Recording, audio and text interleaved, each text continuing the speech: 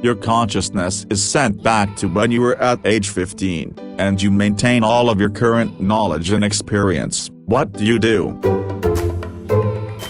Oh man, I have a whole ass plan for such things. Background: I've been disabled since I was 4. T1 diabetes and being on the spectrum sucked ass, combined with back then, 90s, learning disabilities not being as accepted at my schools, so they tried to forcibly correct me and it went horribly wrong. So, thing the first, high school, I wouldn't let it stress me out and push me to the breaking point like it did. I almost died in HS because things got so bad with my T1 diabetes and it spiraled so far out of control that it almost took me out. We're not fucking doing that shit. The walk for the diploma isn't worth it. If I fail, I fail. We make this up in community college. Fuck high school. Thing the second, fight harder to get your disability benefits. My mom had representative payee status over me and it kinda fucked everything up. So I had to go to work for a retail job that didn't give a singular fuck that I was diabetic. I ran my sorry ass into the ground so hard that I'm still cleaning up the mess almost 10 years after I got fired. If anything, this is what utterly fucked me, and this is the thing I would change the most. I finally got my benefits ... way too late into that job, and by the end of it I was making so little at that job that I was 90% living on disability anyway. I should have quit and salvaged what I could, but I am dumb. Thing the third, fuck the job once disability is done. Go the fuck to college. Community college would have been easily affordable, and where I live there are plenty of grants and waivers. I should have taken advantage of them. Again, I am an idiot. Fourth, and definitely not least, see a fucking dentist. That's another thing older me had to clean up, and it wasn't pretty. I'm in a good place now. Bless my soul for helping cover the dental bills, because disability sure fucking didn't. But man, I could have saved myself a ton of hurt down the line if I wasn't so scared of the dentist. I post this in hopes that maybe someone is currently in my situation, reads this, and knows to get the fuck out or advocate for oneself before things get so bad that older you is going to have a right mess on their hands to clean up. It's not fun. Well, knowing me, I don't make the stupid choices I made for the past 31 years, but also knowing me, I would make totally different stupid choices, because I'm human. Just because I could now avoid the traps I had fallen into back then, this does not mean I would not fall into different traps, but hopefully the sum total would be a better life. I know there are career changes I would make, there are financial decisions I would do a better job with. For instance, on the day I graduated college, Apple stock sold for 15 cents a share. If I had bought $5,000 worth of Apple stock that day, I could sell that today for $4.6 million. So there's that. Save more money from that part-time job. Invest it, don't date yet. Actually finish university, and probably get more therapy earlier. Invest in Bitcoin when it's tiny. Travel even more than I did. Spend more time with my grandparents before they passed away. I'd probably still want to be dating the person I'm seeing now, though, which is impressive considering how much stuff I want to change. Watch me regret this comment in a day, a week, or a year. Haha. Rock and fucking roll. I'd immediately get myself a guitar, form a band, and try my damnedest to make it on the road. Live my teens, 20s and the 90s the right way. A few years later, I'd also alert the FBI to a certain group of Saudi assholes taking commercial pilot lessons. I'd also alert any news media who might take it seriously. I'd do anything to stop 9/11, and maybe, things could still be like they were, when we could for real be proud to be American. Yeah, all youngsters really don't realize how different things used to be before those towers fell, and also obviously Amazon and Apple stock. Later on I'd build rigs to mine Bitcoin, and maybe I'd have to arrange for a young Harvard twerp named Zuckerberg to have an unfortunate accident. Facebook did almost as much damage to us as 9/11. Cherish seeing Led Zeppelin in 1977 more, even though it wasn't a very good tour for them. Cherish seeing Star Wars for the first time again, even though I've seen it many times. It would be fun to see it with an audience again who had zero knowledge of Star Wars. Invest all my savings in a little, unknown group of guys out in California starting up a new venture in personal computers, out of a garage. I'd tell my parents it's just a fruit company or something.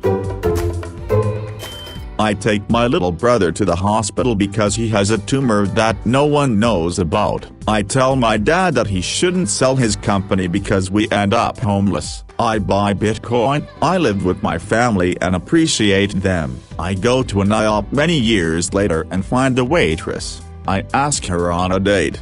Hopefully I can keep both my families this time.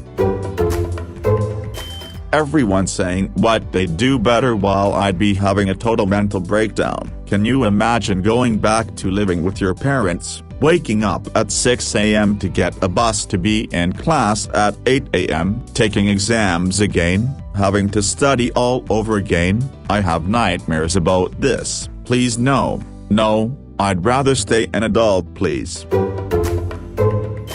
I think the truth is, if this were to happen, the results would turn out to be bittersweet. It's easy to solve past problems in our minds, and maybe those solutions would actually work in a time travel scenario. But life adopts a new, unexpected situations always show up, so I'd probably end up running into another problem further down the line and regretting a different decision. There's a lot of comments in this thread about taking advantage of financial decisions. Maybe I'd become a Bitcoin billionaire, but who's to say that I wouldn't suffer the same fate as lottery winners? Taxes, bankruptcy, fake friends, etc. All the fun of those hypotheticals vanished the moment my daughter was born. I know that realistically I'd never be able to recreate the exact circumstances to have the same child, but I'd have to put everything I have into trying. Doing otherwise is unimaginable. It would be years and years of stress and planning and dread knowing that I'm essentially doomed to fail at the only thing that matters, the one thing I'm trying desperately to achieve, along with the constant feeling that I'm being an idiot to pour myself into something that will never work, and the guilt of even contemplating giving up. And there's basically no good ending. Eventually I either have a child who's clearly not her and try desperately not to burden them with my grief, or I have a child who might be her and I spend the rest of my life struggling to deal with thoughts of is it really her, without my preoccupation messing her up.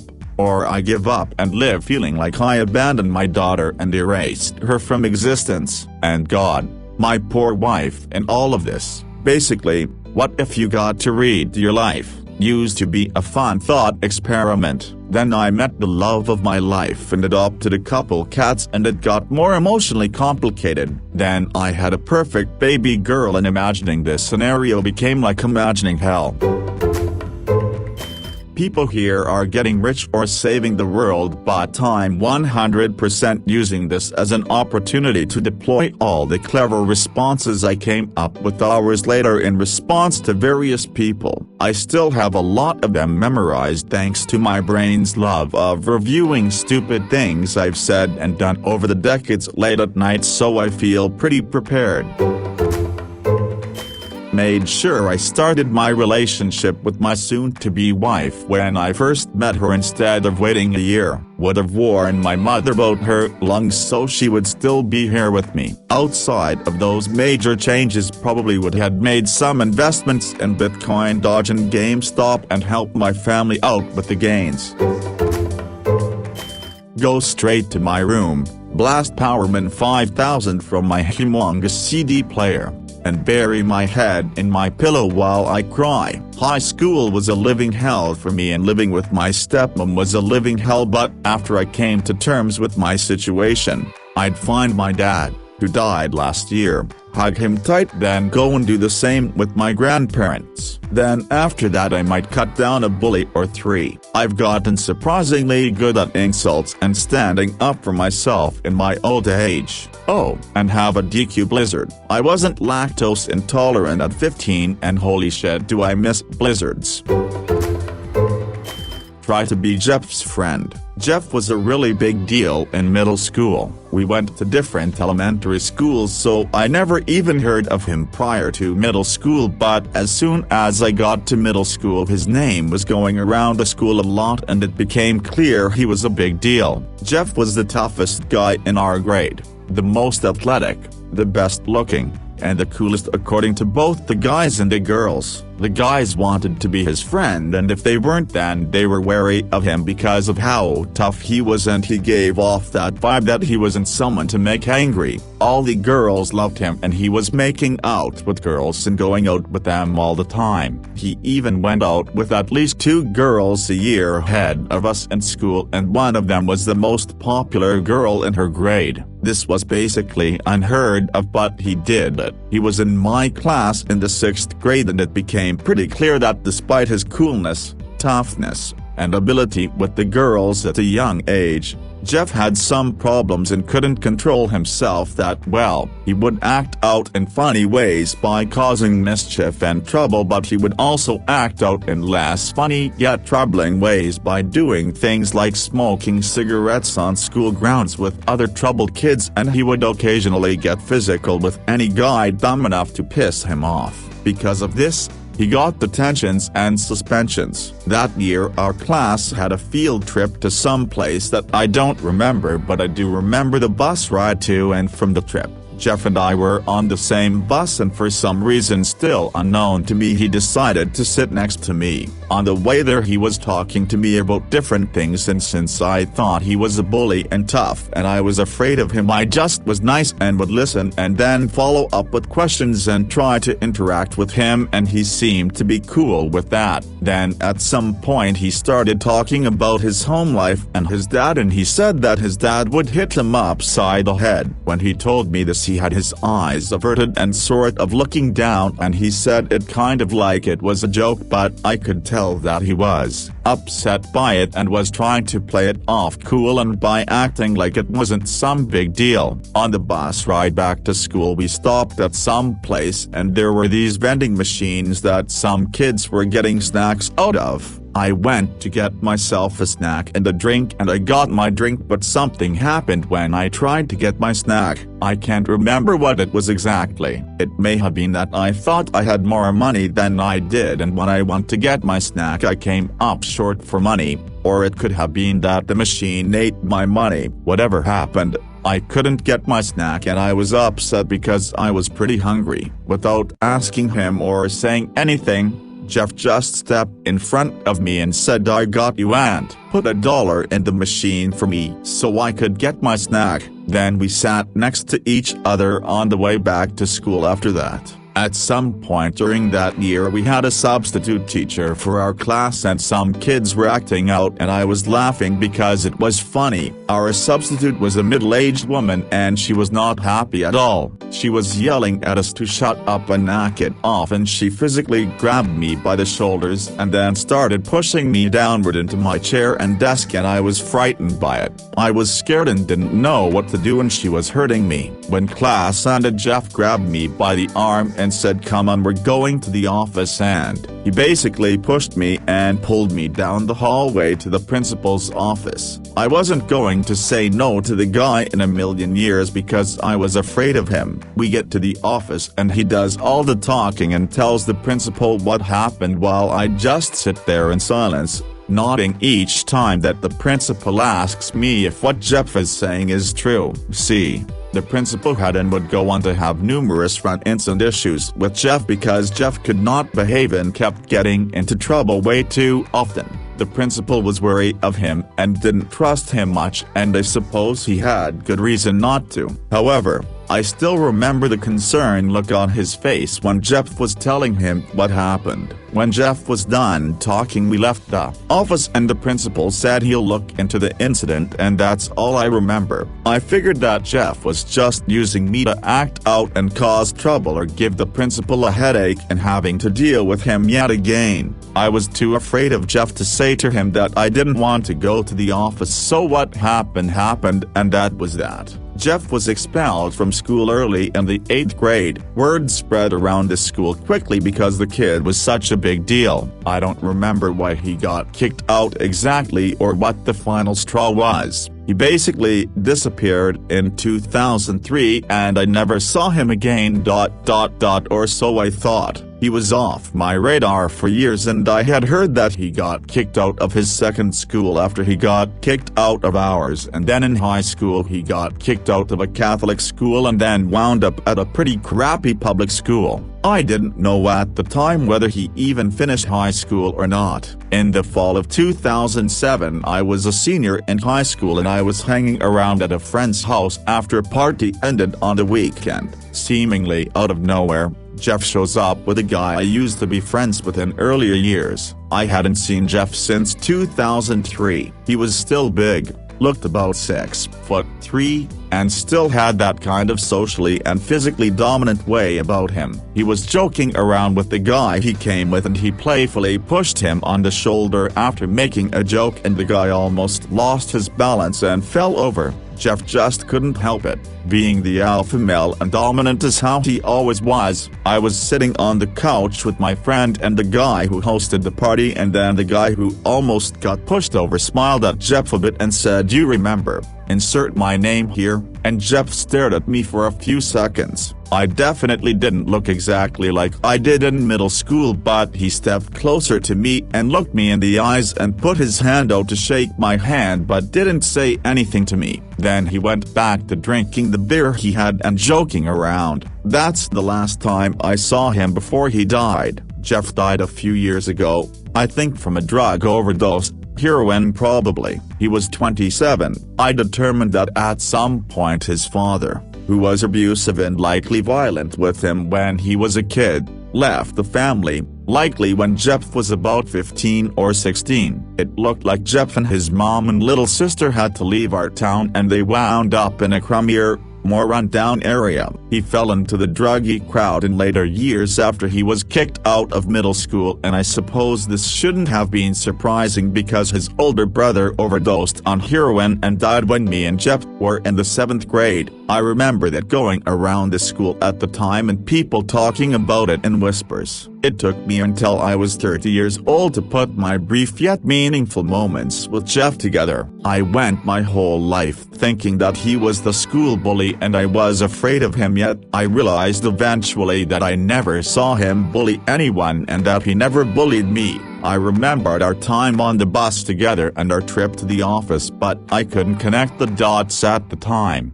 Now I realize that on the bus, Jeff was grateful that I listened to him talk about his dad hitting him, and because I was nice and good to him.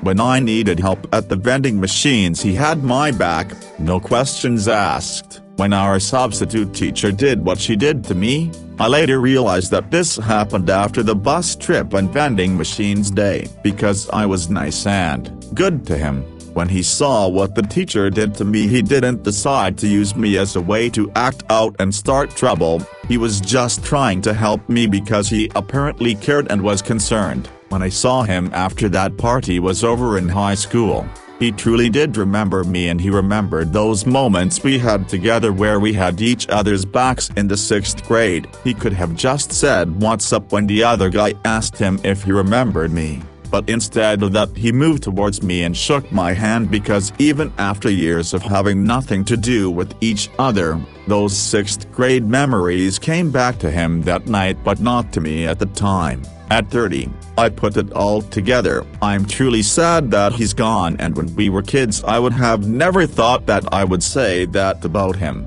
feel that way about him, or that he would die young. The guy was the biggest deal and the last person I would have thought wouldn't make it in life, but sadly his demons and troubles took him away. Once I understood Jeff, I began thinking of him as a legend of my childhood. Recently I realized that calling Jeff a legend, while accurate and true, doesn't truly explain and express what he means to me. In a life filled with much hurt and pain doled out to me by the people whom I used to call friends and family, as well as abuse dished out by others out there, Jeff is one of the only people whose friendship, goodness, and memory is not tainted by time and by how people eventually began to treat me over time. All that he ever was good to me, respectful, kind, decent, caring, supportive, fearless, empathetic, friendly, and true. He was never anything bad to me for as long as I knew him, and he's the best friend that I never had. That's why calling him a legend doesn't quite express what he is to me all these years later. He's not a legend, he's my hero.